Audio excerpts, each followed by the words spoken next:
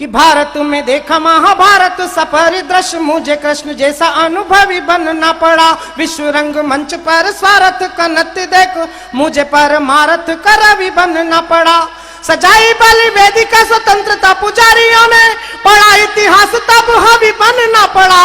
और वही देश लंगूरों के हाथ लुटने लगा तो लेखनी उठा के मुझे कवि बनना पड़ा। वही देश लंगूरों के हाथ लुटने लगा तो 50 गुंडे देवबंद में बैठकर तय करते हैं कि इस देश में वंदे मातरम गाया जाएगा या नहीं गाया जाएगा।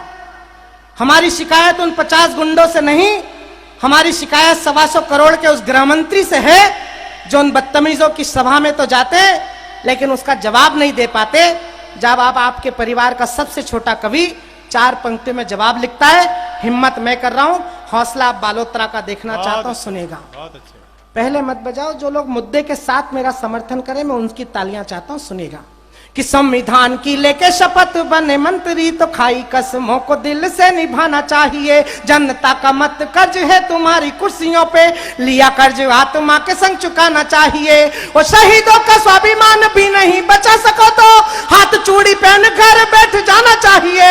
और वंदे मातरम के विरोध पे भी चुप्पी साधी, चुल्लू भर पानी लेके डूब जाना चाहिए। वंदे मातरम के विरोध पे भी चुप्पी साधी, चुल्लू भर पानी लेके डूब जाना चाहिए। वंदे मातरम के विरोध पे भी चुप्पी साधी, चुल्लू भर पानी लेके डूब जाना चाहिए। तो लेखनी उठाई मैंने जब भी बसंत पर, जाने क्यों हमारा स्वाभिमान डोलने लगा। चोली बिंदिया के गीत मैं न कभी गा सकूंगा, यही एहसास मन को टटोलने लगा। और देश की घिनौनी राजनीति देख देख कर राम की कसम अब रक्त खोलने लगा। और कामनी के नैनन को भूल गया और मेरा रोम रोम वंदे मातरम बोलने लगा। कामनी के नैनन को भूल गया और मेरा, क्या राम की कसम खाएं? हमसे राम के जन्म के प्रमाण पत्र मांग रहे हैं लोग। 14,500 पेज का दस्तावेज सुप्रीम कोर्ट में दायर करके केंद्र की सरकार ने पूछा कि राम कौन से नर्सिंग होम में पैदा हुए। और तालियां तो इस बात पर चाहिए जिनकी खुद की जन्म कुंडली इस देश में नहीं बनी, वो राम की जन्म कुंडली बांचने निकले। और तालियां तो मुझे चौथी पंक्ति पर बजाकर बताना कि जिनकी जिम्मेदारी देश जोड़ने की थी, अगर वो विदेशों से मशीनें मंगाकर राम सेतु तोड़ने के लिए निकल पड़े हों, तो फिर मैं 4 पंक्तियों में उनकी जन्म कुंडली बांच रहा हूं जिन्होंने राम को चुनौती दी है। अब मैं देखना चाहता हूं यहां पर कितने लोग तर्क के साथ मेरा साथ देते हैं। 4 पंक्ति सुनना कि काशी मथुरा को तोड़ा तोड़ी राम जन्मभूमि, लूटा सोमनाथ सारे मुगलों के पाप हैं।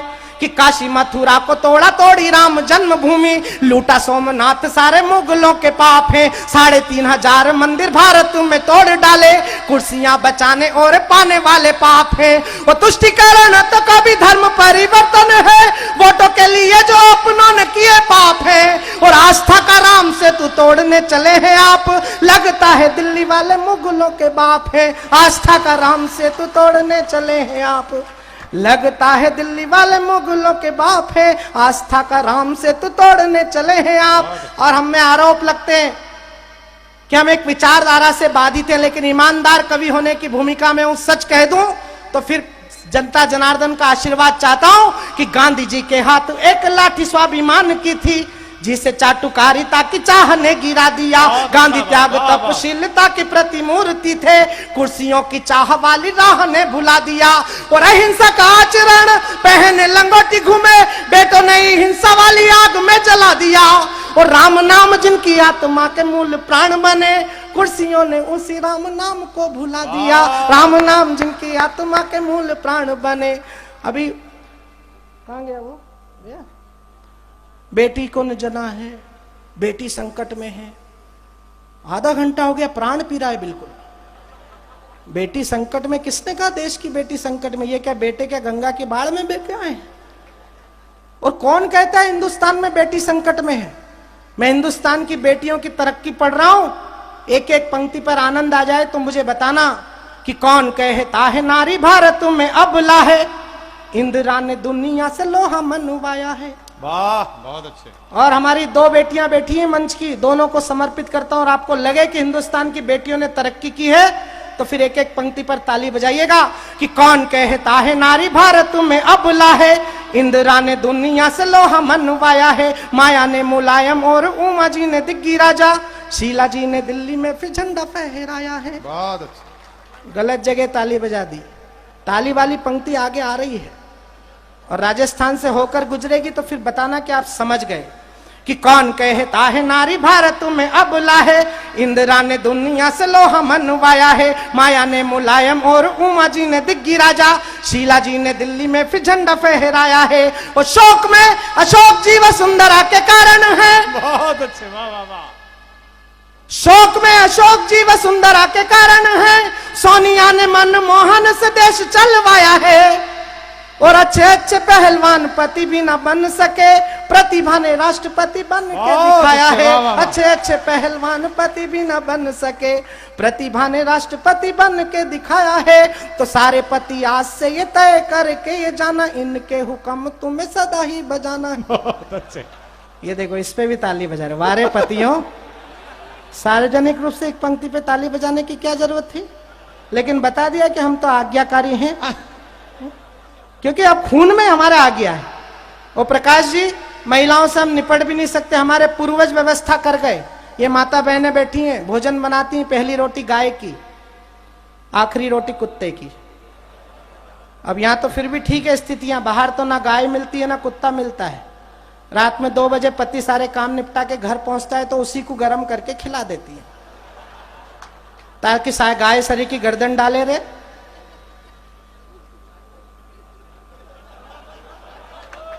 अच्छा, अब देखो, तुमने ताली बजा के बता दिया कि तुम्हारे भी माजने यही हैं घर में। अब मैं छंद पढ़ रहा हूं, आनंद की अनुभूति हो तो फिर मुझे बताइएगा कि सारे पति आज से ये तय करके ये जाना, इनके हुक्म तुम्हें सदा ही बजाना है। नारी ये प्रधान सारा देश होने जा रहा है, प्रीत वाले गीत तुम्हें इनके ही गाना है। और दिन को ये कभी कभी रात कहने लगे तो आपको तुरंत तारे गिन के बताना है। और 2 पल की देर यदि की अगर तो समझो कि घर में भी राष्ट्रपति शासन लगवाना है। 2 पल की देर यदि की अगर तो समझो कि घर में भी राष्ट्रपति शासन लगवाना है। लेकिन मित्रों, जिस विषय पर आपको कविता सुनाना चाहता हूं, हिंदुस्तान के अंदर इस समय एक अजीब बीमारी है। डॉक्टर साहब ने कहा कि मैं राजनीति की जूतियां नीचे छोड़कर आया हूं। डॉक्टर साहब की उपस्थिति में पंडित वेदव्रत वाजपेयी बैठे। चंद्रशेखर आजाद को उग्रवादी कहने वाले लोग 2-2 बार उत्तर प्रदेश के मुख्यमंत्री बने। महात्मा गांधी को गाली देने वाले लोग इस देश में राजकीय सम्मान के साथ जलाए गए।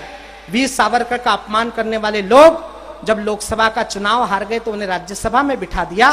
बाबा रामदेव को ठग, अन्ना हजारे को गालियां, लादेन को जी और आतंकवादियों को साहब। तब मैंने एक कविता आपके बीच में खड़ी करने की हिम्मत की है। पंक्तियां निवेदित कर रहा हूं, कहीं आप तक पहुंचू तो फिर मुझे बताइएगा कि राजनीति की भाषा ओछी हो गई है। राजनीति की भाषा ओछी हो गई है। ऐसा लगता है कि बुद्धि सो गई है। मन के अंधे राह दिखाने लगते हैं, लूले लंगड़े दौड़ लगाने लगते हैं, आसमान छोटा बतलाने लगते हैं, क्या कहना और क्या चिल्लाने लगते हैं। जो भारत माता के बंटवारे के भी अपराधी हैं, मन के अंदर शैतानी है, तन के ऊपर खादी है। उस संस्कारों को गाली दी है सामंती अंग्रेजों ने और भगवा को आतंक बताया है काले अंग्रेजों। बहुत अच्छे, बहुत अच्छे। तालियां कमजोर है, कभी भी कमजोर हो सकता है। अगली 2 पंक्ति पर तय करना कि ताली बजाना या खामोश रहना है। और अगर खामोश नहीं रहना है तो फिर डॉक्टर साहब दिल्ली के बहुत करीब से आए हैं, उन्हें ताली बजाकर बताना कि अब देश की जनता क्या निर्णय करने जा रही है कि संस्कारों को गाली दी है सामंती अंग्रेजों ने, भगवा को आतंक बताया है काले अंग्रेजों ने। तो जागो भारत मां के बेटों, अब देश बचाना ही होगा, अब कुछ गुंडों को दिल्ली से दूर भगाना ही होगा। बहुत अच्छे। जागो भारत मां के बेटों, जागो भारत मां के बेटों, अब देश बचाना ही होगा, अब कुछ गुंडों को दिल्ली से दूर भगाना ही होगा। लाल चौक से लाल किले तक झंडे का अपमान हुआ है। जम्मू कश्मीर से चुनाव लड़ते हैं और पाकिस्तान में अनशन करते हैं और कह रहे हैं कि अफजल को फांसी दी तो उसके बीवी बच्चों से मिलवाना था। अच्छा, जो 7 पुलिस के जवान शहीद हुए वो अपने बीवी बच्चों से मिल पाए इस देश में? बहुत अच्छे, बहुत अच्छे, वाह वाह वाह।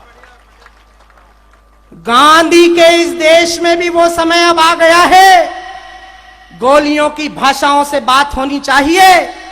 लाड़ प्यार तो बहुत जता चुके हो इनसे, अब सीधे सीधे साफ साफ बात होनी चाहिए।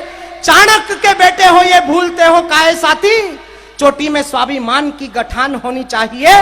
और इस पार रह के उस पार की जो जय बोले, उनसे दो दो हाथ मुलाकात होनी चाहिए। और जिन लोगों को भी अफजल और कसाब की फांसी से विरोध है, जिन नेताओं को है, मैं 4 पंक्तियां पढ़ता हूं कि एक देश 2 निशान 2 विधान वाली इस बीमारी का भी वक्त आ गया, निदान कीजिए। नाम के आजाद पर आजादी के दुश्मन हैं, कुर्सियों से खींच इन्हें बेड़ी दान दीजिए। और जो हमारे देश का विधान नहीं मानते हैं, नीति ये बताती उन पे गोली तान दीजिए। और उग्रवादियों की सजा जिन्हें ज्यादा खलती हो, उग्रवादियों से पहले फांसी टांग दीजिए।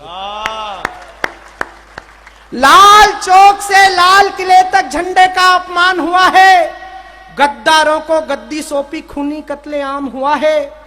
लोकतंत्र में लालू भालू चालू का सम्मान हुआ है। लोकतंत्र में क्या क्या कहा गया और आप सब खामोश रहे। चंद्रशेखर आजाद को क्या कहा, मैं 4 पंक्ति पढ़ता हूं, जिन्होंने कहा उनके नाम नहीं लूंगा, लेकिन उनकी जन्म कुंडली 4 पंक्तियों में कह दूं तो अपनी तालियों से आक्रोश व्यक्त करना कि कतरा भी जिनको बपोती में मिला नहीं था, वे ही सागर की गहराई नापने लगे। और 2 दिन भी धूल भरी राह पे चले नहीं और हिम शिखरों की वे ऊंचाई नापने लगे।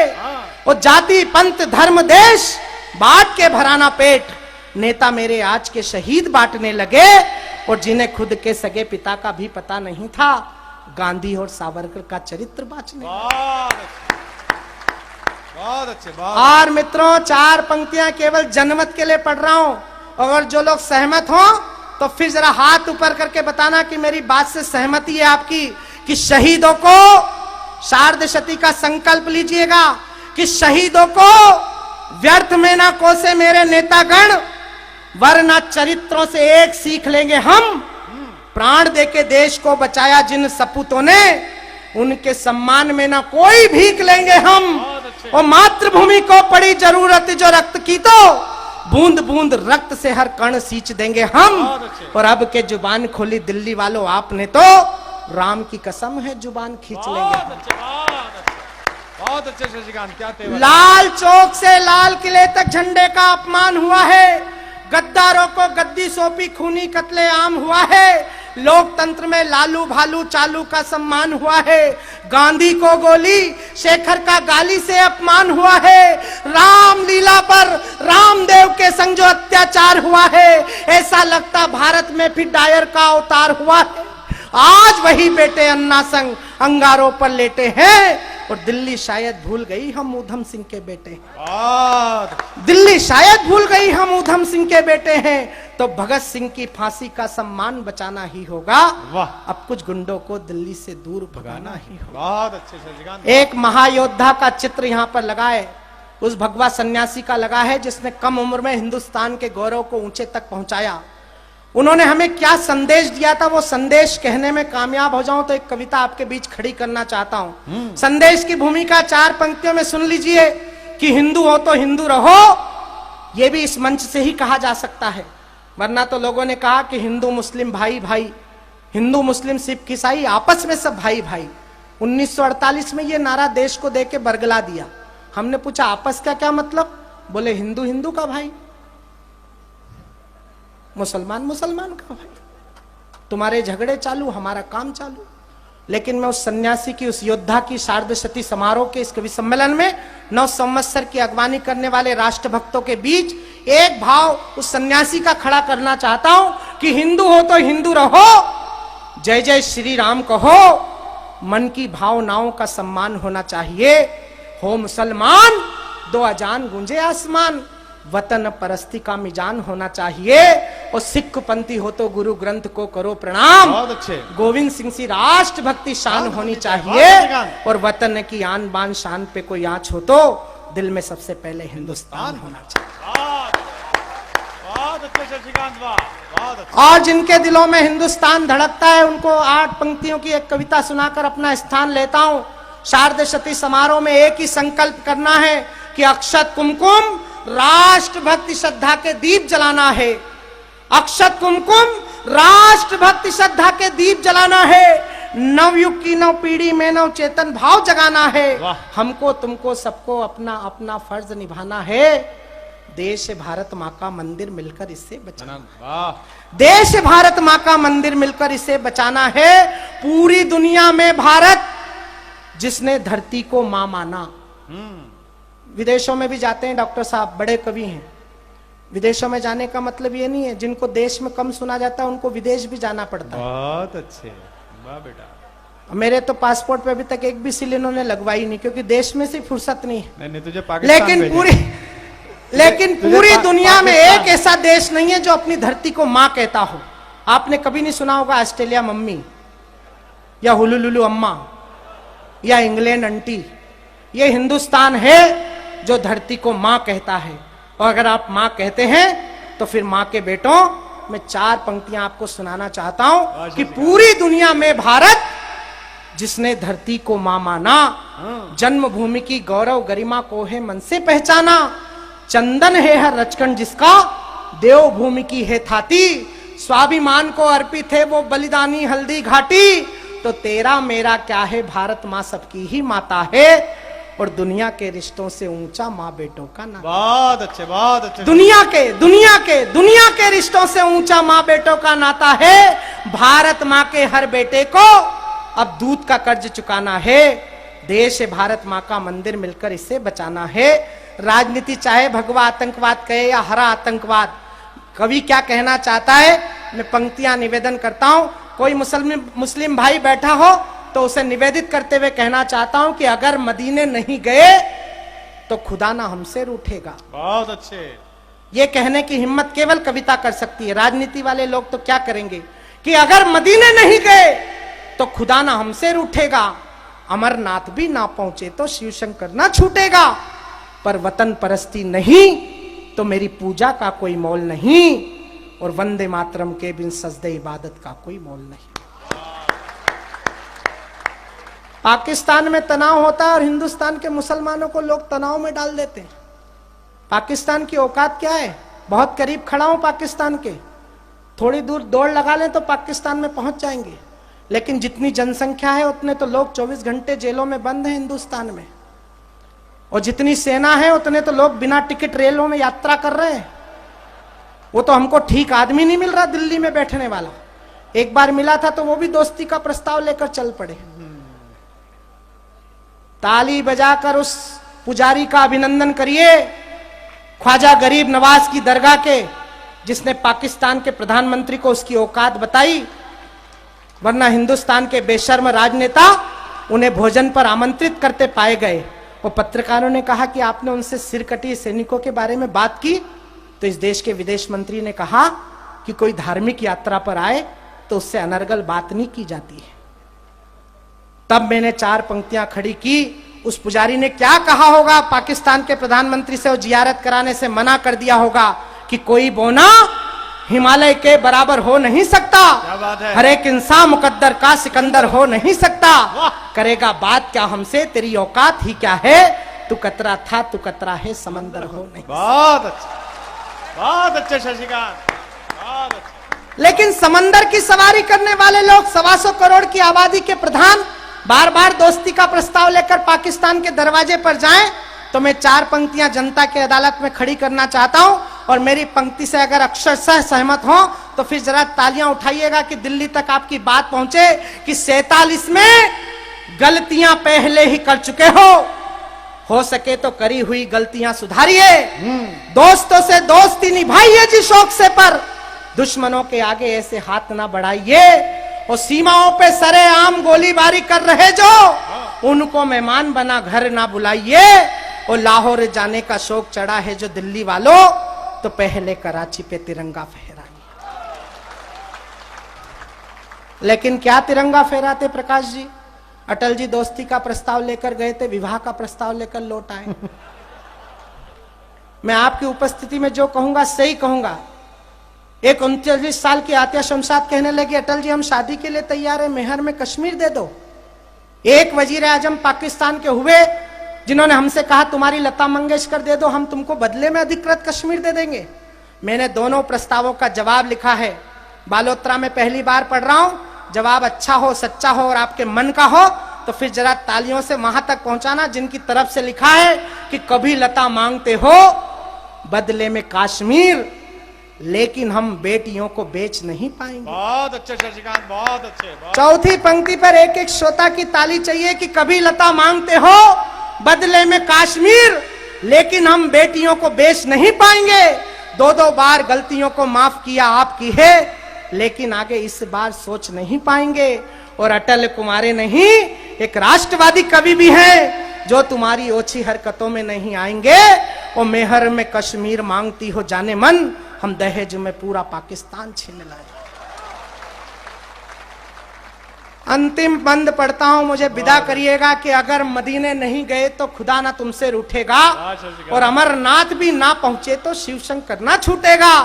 पर वतन परस्ती नहीं तो मेरी पूजा का कोई मोल नहीं, और वंदे मातरम के बिन सजदे इबादत का कोई मोल नहीं। अंतिम दो पंक्तियां मैं बहुत धीरे से कहूंगा, बहुत तेज आपकी प्रतिक्रिया चाहिए, क्योंकि अगर आप तेजी नहीं पकड़ेंगे तो शायद ये स्वर इस देश में मध्यम पड़ जाए कि अगर मदीने नहीं गए तो खुदा ना हमसे रूठेगा, अमरनाथ भी ना पहुंचे तो शिव शंकर ना छूटेगा, वतन परस्ती नहीं तो तेरी पूजा का कोई मोल नहीं, वंदे मातरम के बिन सजदे इबादत का कोई मोल नहीं। देश धर्म से बढ़कर कोई दीन ईमान नहीं होता, और माँ से बढ़कर कोई खुदा कोई भगवान नहीं होता। माँ से बढ़कर कोई खुदा कोई भगवान नहीं होता। तो अंतिम चार पंक्तियां स्वामी विवेकानंद के चरणों में रखता हूं कि देश जाति, देश धर्म, देश ईमान और देश ही हमारा भगवान होना चाहिए। जाति पंथ भाषा में ना उलझे ये गणतंत्र, ऐसे प्रश्नों का समाधान होना चाहिए। मिटे हैं शहीद कई तब बचा देश कहीं, इस बात का भी सबको ध्यान होना चाहिए। और मिटाने को ऊंच नीच वाले ये विवाद यारो, दिल में सबसे पहले हिंदुस्तान होना चाहिए। बहुत अच्छे, वाह वाह वाह। एक बार जोरदार तालियां शशिकांत के लिए बजा दीजिएगा। दिल में सबसे पहले हिंदुस्तान होना चाहिए। अच्छा लगा कि उसने 3-4 बार अटल बिहारी वाजपेयी जी को याद किया, अन्यथा जिस दल का वो प्रतिनिधित्व करते हैं वही याद नहीं कर रहा है। मैं जिस कवि को आमंत्रित कर रहा हूं, एक तो शशिकांत की कविता के बाद 4-5 लोग राष्ट्र निर्माण के लिए चले हैं। ये कविता का तात्कालिक रासायनिक प्रभाव है। हाँ, जो बीच में से 3-4 लड़के उठे हैं निकल जाएं, या लड़के ज्यादा उठ रहे हैं, क्या चक्कर है? बुजुर्ग तो फिर भी संभाले हुए हैं मामले को।